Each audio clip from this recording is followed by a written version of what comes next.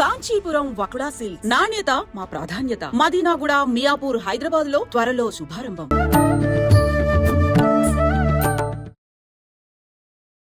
నమస్కారం, welcome to I dream. ధర్మ మార్గం విత్ విజిత కార్యక్రమానికి స్వాగతం.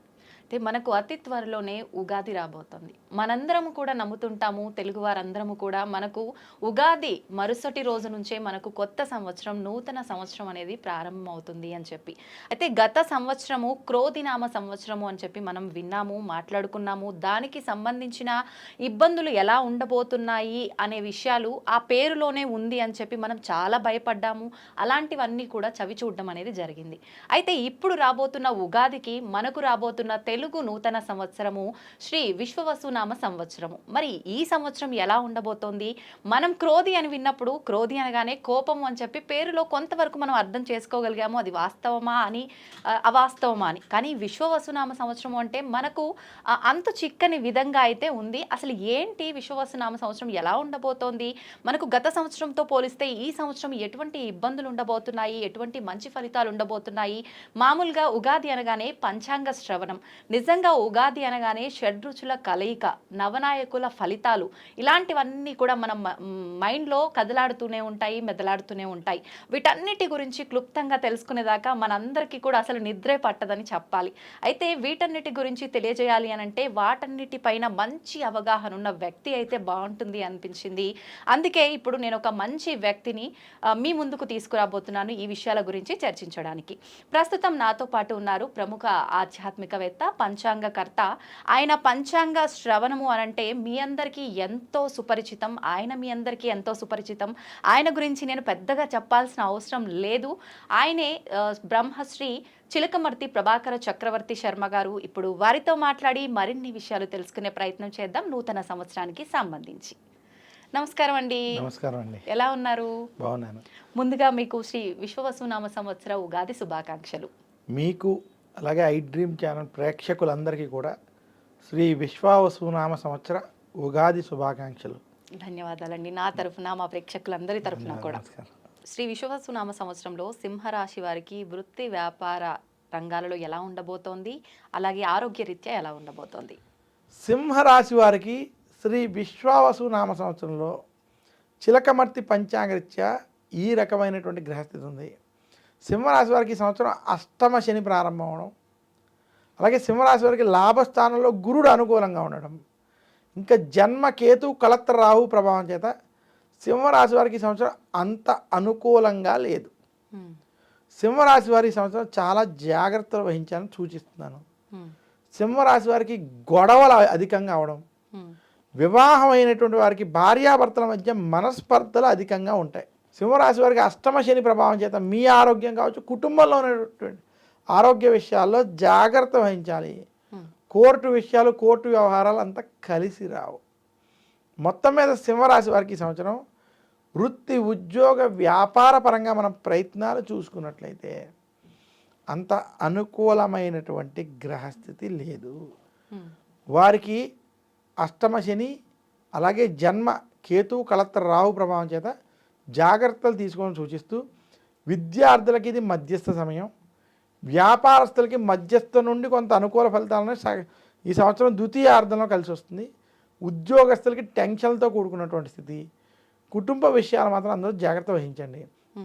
సింహరాశి వారు మరింత శుభ ఫలితాలు ఈ సంవత్సరం పొందాలంటే దుర్గాదేవిని, విఘ్నేశ్వరుణ్ణి మంగళవారం పూజించడం, శనివారం శనికి తైలాభిషేకం చేసుకోవడం, మందపల్లి, తిరునల్లారు వంటి శనికి సంబంధించినటువంటి క్షేత్రాలు దర్శించుకోవడం, అలాగే దశరథ ప్రోక్త శని స్తోత్రం వంటి స్తోత్రాలను పారాయణం చేయడం వల్ల మరింత శుభ ఫలితాలు పొందుతారు. ఆఖరణ అసలు ద్వాదశ రాశుల్లో ప్రత్యేకించి కొన్ని రాశులు బాగున్నాయి, కొన్ని రాశుల పైన ఈ ప్రభావం ఉంది అని చెప్పుకోవాలంటే ఎటువంటి రాశులు? మనకి శ్రీ విశ్వవసునామ సంవత్సరంలో ఈ 12 రాశుల్లో అద్భుతంగా ఉన్నటువంటి ఏమైనా రాశులు అంటే ఈ సంవత్సరం వృషభ రాశి, తులారాశి, కన్యారాశి, 3 రాశులకి ఈ సంవత్సరం అద్భుతంగా ఉంది, కలిసి వస్తుంది. ఓకే. మధ్యస్థంగాను కొంచెం కలిసి వచ్చేటువంటి రాశుల్లో కూడా మనం చూసుకున్నట్లయితే ఈ సంవత్సరం మనకి మిథున రాశి, వృశ్చిక రాశి, ధను రాశి మరియు మీనరాశి 4 రాశులు కూడా మధ్యస్థం నుండి అనుకూల ఫలితాలు ఉన్నాయి. ఓకే. మిగిలిన రాశులకి కొంచెం చెడు ఫలితాలు, జాగ్రత్తలు తీసుకోవాల్సినటువంటి ఫలితాలు ఉన్నాయి.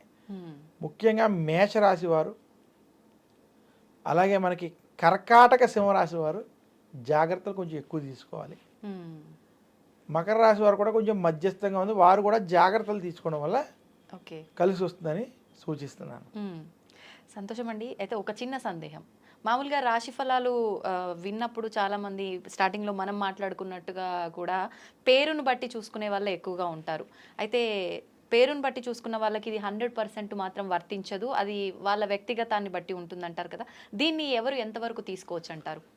చూడండి, ముఖ్యంగా ప్రతి వ్యక్తికి తన జాతక చక్రం చాలా ముఖ్యమైనది. అంటే జాతక చక్రం అంటే అతను పుట్టిన డేట్ ఆఫ్ బర్త్, టైము, ఈ రెండిటితో ఏ నక్షత్రం ఏ రాశి వచ్చిందో అది చాలా ముఖ్యం.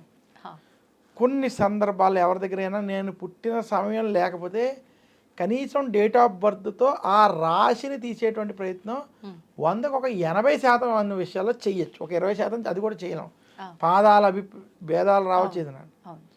అందువల్ల మీ డేట్ ఆఫ్ బర్త్ టైం, కనీసం డేట్ ఆఫ్ బర్త్తో ఏ నక్షత్రం ఉన్నదో, ఏ రాశి ఉన్నదో అలా రాశి వాళ్ళు మాత్రమే ఈ రాశి ఫలితాలు వర్తిస్తాయి. ఓకే. ఆ డేట్ ఆఫ్ బర్త్ టైం ప్రకారం మీరు పేరు పెట్టుకుంటే, మీ పెద్దల పేరు పెట్టగలిగితే ఆ పేరు ప్రకారం ఉన్నటువంటిది అప్పుడు వర్తిస్తుంది. కానీ అలా ఈ రోజుల్లో 100% మందికి లేదు.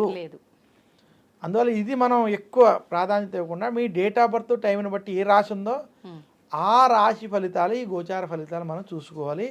అవి ఖచ్చితంగా వాళ్ళకి తెలుస్తాయి, వర్తిస్తాయి. సంతోషం అండి. నిజంగా చాలా డీటెయిల్గా, క్లుప్తంగా రాశి ఫలాల గురించి అయితేనే కానివ్వండి, నవనాయకుల ఫలితాలు అయితేనే కానివ్వండి, చాలా మందిలో ఆల్రెడీ స్టార్ట్ చేసేసారు సోషల్ మీడియాలో దీనికి సంబంధించిన విషయాలు చెప్పడం అనేది. ప్రజల్లో చాలా భయాలు కూడా మొదలయ్యాయి. ఇందాక మీరు చెప్పినట్టుగా షష్టగ్రహ కూటమి, పంచగ్రహ కూటమి, వీటి వల్ల చాలా ప్రమాదాలు రాబోతున్నాయని, కరోనా కన్నా మించిన మహమ్మారి రాబోతోందని, ఇలాంటి మాటలు వినటం వల్ల భయభ్రాంతులకు గురవుతున్నారు ప్రజలంతా కూడా. నిజంగా వాటి నుంచి మీ మాటలు చాలా ఉపశమనం కలిగించేలా ఉన్నాయి. సంతోషం అండి, చాలా మంచి విషయాలు తెలియజేశారు. ధన్యవాదాలు.